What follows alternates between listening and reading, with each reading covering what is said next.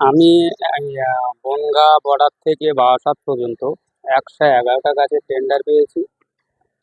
আমার কাগজে সময় দিয়েছে 1 মাস।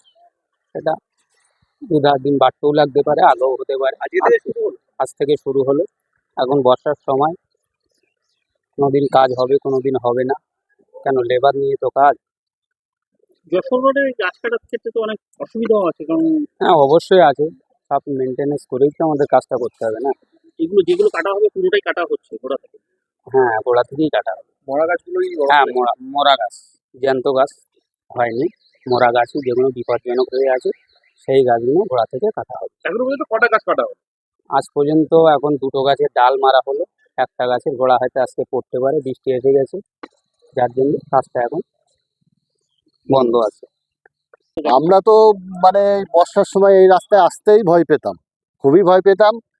কারণ আমি কিছুদিন আগে আমি ওই জায়গায় যখন যাচ্ছি, তখন আমার সামনে একটা ডাল ভেঙেছে, একদম ছিটের পড়ে পড়েছে, তার মাথাটা বেঁচে গেছে, একদম পিছনে ছিঁড়ে পড়ে পেয়ে ছেলেটা 4-5টা পাল্টে গিয়ে গেল ওই যে জোড়া রাস্তার মুখটায়।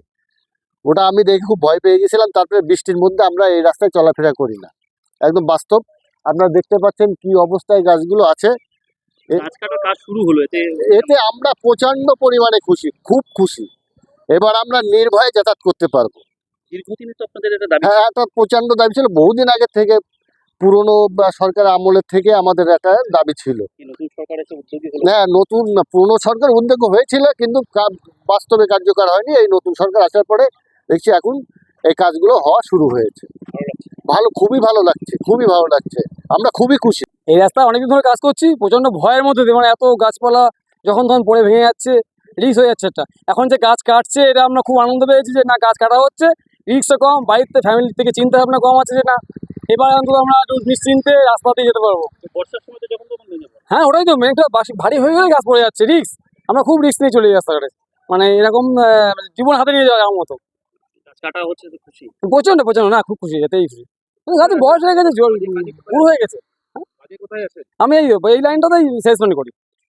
কোথায়? এটা হলো পেট্রোল এই জামতলায়।